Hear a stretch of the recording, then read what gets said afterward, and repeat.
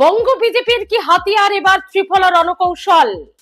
Blue প্রিন্টে এবার কি ত্রিফলা রণকৌশল নিয়ে ঝাঁপাতে চাইছে বিজেপি শিবির? 2026 নির্বাচন আর হাতে গুনে হয়তো একটা বছরও সময় নেই, এবং তার আগে সংগঠনকে মজবুত করতে সবকিছু ভুলে গিয়ে বিজেপির হাতিয়ার কি এবার ত্রিফলা রণকৌশল? কি এই ত্রিফলা রণকৌশল? কি রয়েছে ছকে? কেনই বা সেটা ভাবা হতে পারে?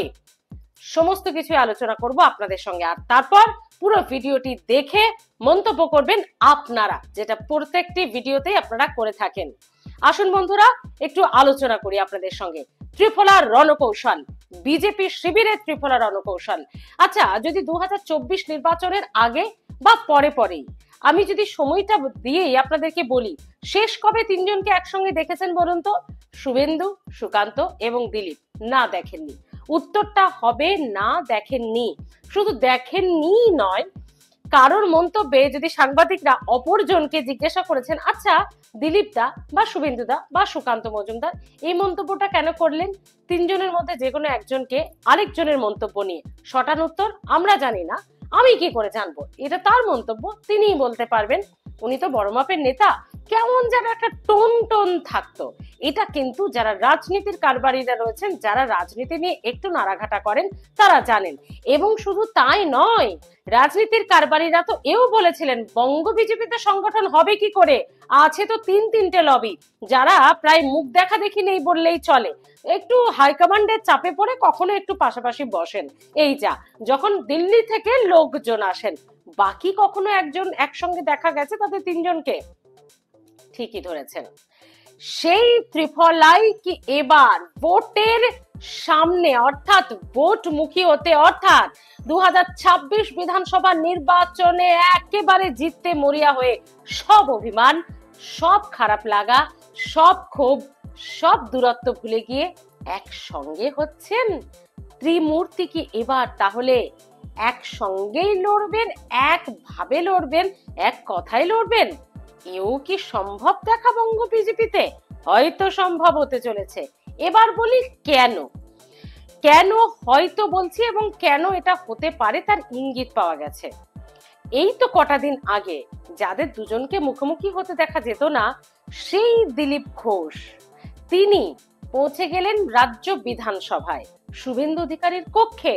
আর শুধু কক্ষে পৌঁছলেনই না, বেশ খানিকক্ষণ তাদের মধ্যে আলাপ আলোচনা হলো, তাদের মধ্যে বৈঠক হলো, বিজেপি বিধায়কদের সঙ্গে বৈঠক করলেন, এবং শুভেন্দু অধিকারী বেরিয়ে বললেন, হ্যাঁ এটা তো আমাদের প্রি প্ল্যান ছিল, দিল্লি থেকে ফিরে এসে আমার দিলীপদার সঙ্গে বৈঠকের কথা ছিল, উনি এসেছিলেন, আমাদের মধ্যে সংগঠন নিয়ে কথা হয়েছে, ভালো কথা হয়েছে, আমরা সব মিলিয়ে এগিয়ে যাচ্ছি, অর্থাৎ এই ধরনের বক্তব্য। এবং দিলীপ ঘোষকেও কিন্তু বিধানসভায় ঢুকতে এবং বেরোতে যে বক্তব্য সাংবাদিকদের সামনে দিতে দেখা গেল, বেশ নতুন উদ্যম। মানে নতুন উদ্যমটা এজন্যই বলবো, একটু মনমরা হয়ে গিয়েছিলেন না তিনি, একটু কোণঠাসা। এবার তিনি বলছেন, কে আমাকে কোণঠাসা করবে, আমি দলের একনিষ্ঠ কর্মী। নতুন উদ্যম নয় বন্ধুরা।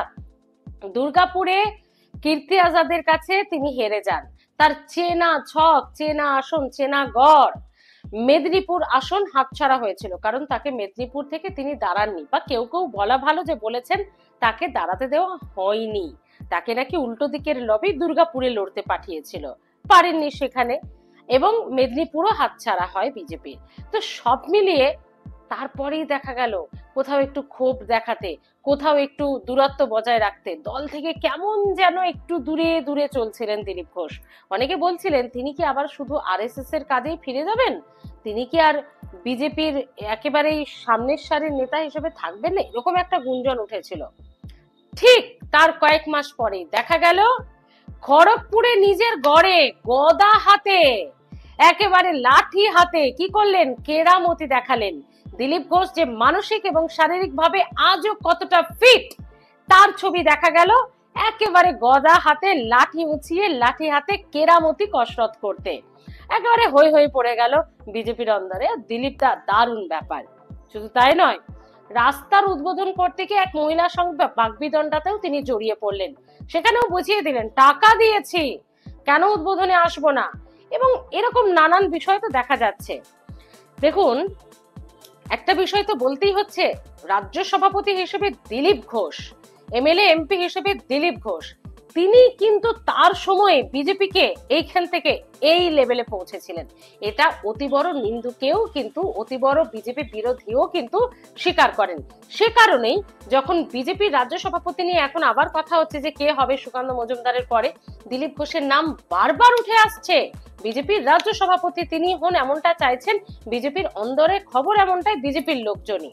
তো যাই হোক, সেটা তো দলের সিদ্ধান্তের বিষয়। কিন্তু সব অভিমান ভুলে গিয়ে এবার তিনজনেই কি এক হতে চলেছেন? দাঁড়ান, শুভেন্দু অধিকারী এবং দিলীপ ঘোষের কথা তো বললাম, তার আগের দিনে কি হয়েছে জানেন? মানে দিল্লি থেকে ফিরে এসে তো শুভেন্দু অধিকারী বিধানসভায় দিলীপ ঘোষের সঙ্গে বৈঠক করলেন তার ঘরে। ঠিক তার আগের দিনই শেখ অমিত শাহের সঙ্গে দেখা করলেন এবং সেখানে কিছু তাদের বৈঠক হলো। আর সেই সময় শুভেন্দু অধিকারী সুকান্ত মজুমদারকে দেখা গেল এক ফ্রেমে। দিল্লিতেও শুভেন্দু সুকান্ত মজুমদার হলো বৈঠক। ভাবুন, দুজনকে তো প্রায় রাজ্যের মাটিতে দলীয় কর্মসূচিতে কবে লাস্ট একসঙ্গে দেখেছেন? মনে পড়ছে না তো? মনে না পড়ারই কথা, কারণ সেভাবে তো দেখিনি আমরা। তিনজন তো এইরকম এইরকম এইরকম, তো একসঙ্গে দেখবো কি করে? যাই হোক, তারা সেটা তাদের বিষয়। কিন্তু শুভেন্দু সুকান্ত মজুমদার দিল্লিতে হলো বৈঠক, তারপর হলো অমিত শাহের সঙ্গে বৈঠক, এবং ফিরে এসেই কলকাতার মাটিতেও হয়ে গেল শুভেন্দু দিলীপ বৈঠক। মানে কি হচ্ছে? তো তিন মাথা একসঙ্গে, শুভেন্দু সুকান্ত, সুকান্ত দিলীপ। এই বিষয়টাকেই অনেকে বলছেন ত্রিফলা রণকৌশল 2026-এ বিজেপির অন্যতম হাতিয়ার হতে চলেছে। মানে এইরকম না হয়ে ত্রিভুজ ট্রায়াঙ্গেল অ্যাঙ্গেলে রাজনীতি না করে একেবারে তিনজন ঝাঁপাবেন একসঙ্গে, এক কথায়, এক বাণীতে, এক পথে, তৃণমূলকে বাগে আনতে, তাদেরকে হঠাতে। ত্রিফলা রণকৌশলই নিতে চলেছে কি বিজেপি শিবির? কি মনে হচ্ছে আপনাদের? আরো একটা কারণ আছে। দেখুন, শুভেন্দু অধিকারী সুকান্ত মজুমদারের একটা সাংগঠনিক বলুন বা একটা সাংবিধানিক বলুন, তাদের পদ আছে অবশ্যই। একজন এমপি এবং শিক্ষা প্রতিমন্ত্রী, অন্যজন এমএলএ, রাজ্যের বিরোধী দলনেতা, যখন তখন যা খুশি তাদের বলা যায় না। যদিও শুভেন্দু অধিকারী বলতে খুব একটা ছাড়েন না, কিন্তু সুকান্ত মজুমদার খুব সঙ্গত বক্তব্যই রাখেন। যাই হোক, কিন্তু দিলীপ ঘোষ, তার তো এই মুহূর্তে সাংগঠনিক এবং সাংবিধানিক কোনো পদ নেই, এবং দিলীপ ঘোষ বরাবরই গরমা গরম বক্তব্য রাখতে কিন্তু মাহির।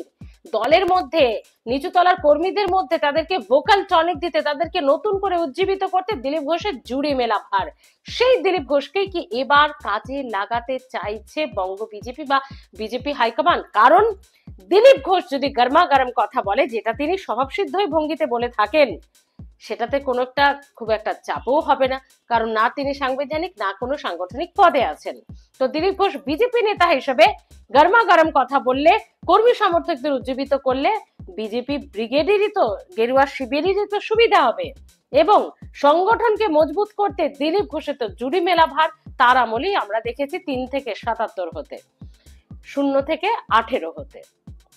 তো এবার সেই দিলীপ ঘোষ, সেই শুভেন্দু অধিকারী এবং সেই সুকান্ত মজুমদার, এই ত্রিফলা রণকৌশল যাকে বলা হচ্ছে, কেউ কেউ বলছে এটাই কি বঙ্গ বিজেপি বা বিজেপির হাইকমান্ডের নির্দেশে বাংলার বিজেপির মাটিতে 2026-এর নির্বাচনে বিজেপির একেবারে তুরুপের তাস, একেবারে বলা যেতেই পারে যে সব কিছু ভুলে গিয়ে, সব দূরত্ব ভুলে গিয়ে মেন হাতিয়ার হতে চলেছে? কি মনে হয় আপনাদের?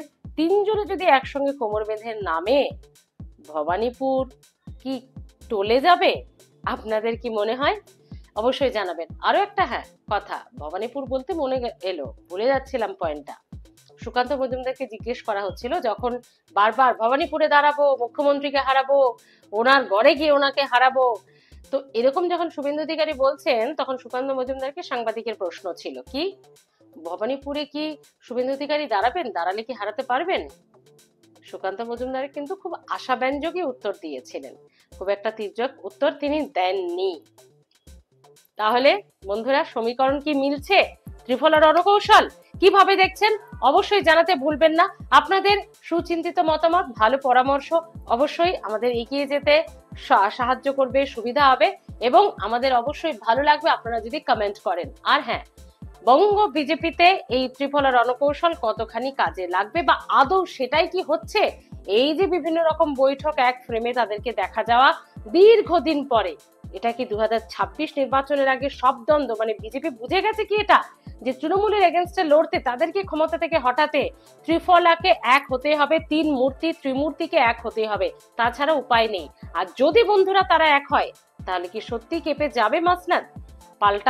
পাশা পাল্টে যেতে পারে? কিভাবে দেখছেন জানান আপনার মতামত। ভালো থাকবেন, কমেন্ট করতে ভুলবেন না।